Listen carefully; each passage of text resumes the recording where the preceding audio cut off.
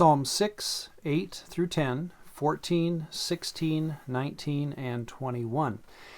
I hope you're enjoying hearing the heart of David as he expresses the joys, the privileges, the challenges of being loyal to Yahweh. I'd like to concentrate on chapter 8, or Psalm 8, verses 4 through 6 this time. It reads this way: "What is man that you, Yahweh, are mindful of him, and the Son of Man, or man-class beings, that you visit him? You have made him a little lower than the Elohim, and have crowned him with glory and honor. You have made him to have dominion over the works of your hands," seems to be animals, "and have put all things under his feet."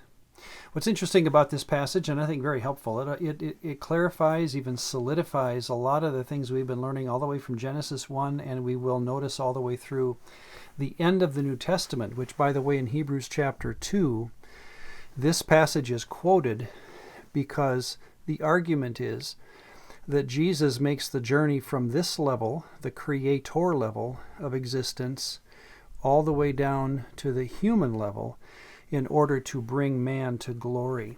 But it shows, again, this text shows how there is a created authority structure, and that we are part of a created order that God wants us to work through at this present time. Again, and Jesus will adjust that in the end of the story.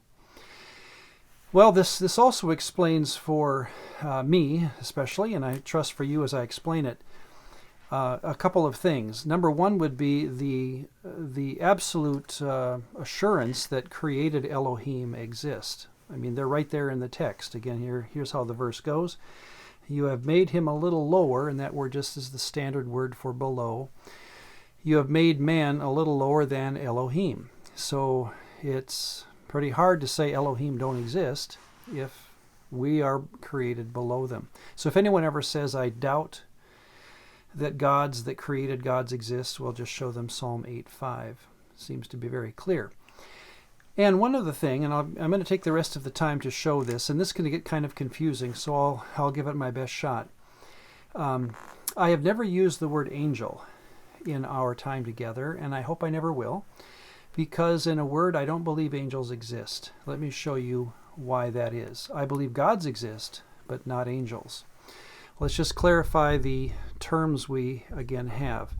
We have learned that there's a category of existence called Elohim in Hebrew, creator Elohim here, and created Elohim there. Once we get to Greek, we're going to be coming across the term theos, plural theoi, and it will be used much the same. When it comes to the human level, we have learned that the Hebrew word is Adam, or Adam class beings, that's human. When we get to Greek, we will see the word anthropos. It's used exactly the same way. You're either a theos or an anthropos in the New Testament Greek. You're either an Elohim or an Adam in Hebrew. Okay? Now, when a being or a person, this could be a spiritual being or a human being, doesn't matter.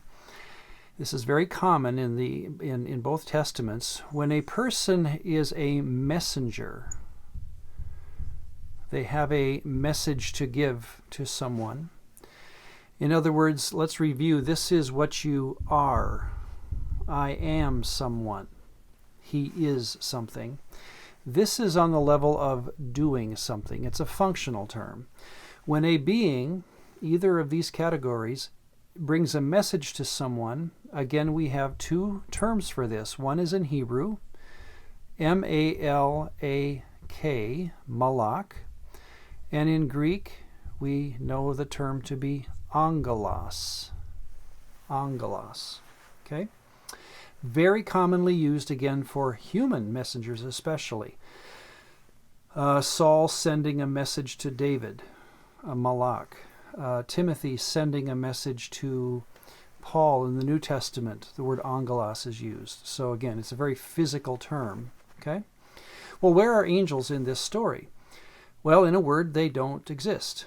There are no angels in the biblical story because notice all the Hebrew and Greek words, none of them are the word angel.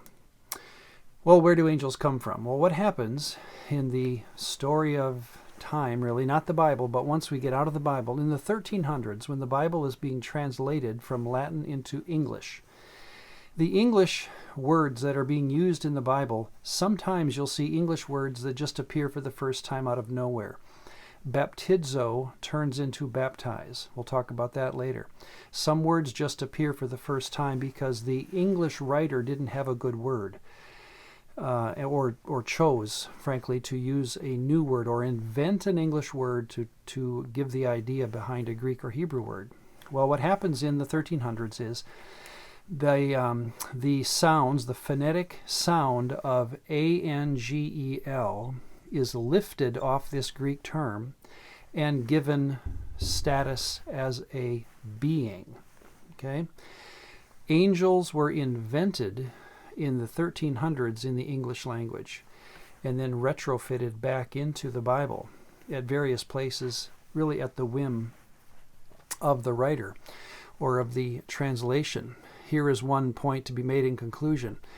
Every version that you can find, I have about 20 that I looked at, in Exodus 20 verse 3, thou shalt have no other, and every English version I checked has the word gods there because it's just standard form. We just have gotten used to that term. Thou shalt have no other gods before me. A nice translation of the Hebrew term Elohim.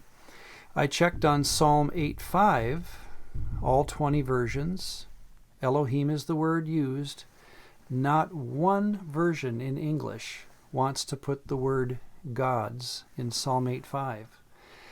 You know why it is? I'm going to say I think. No, I know, having lived through it. The modern Christian church is uncomfortable with created gods. They just don't like the term. So they'll put it in Exodus 20 verse 3, but not one puts it in Psalm 8:5.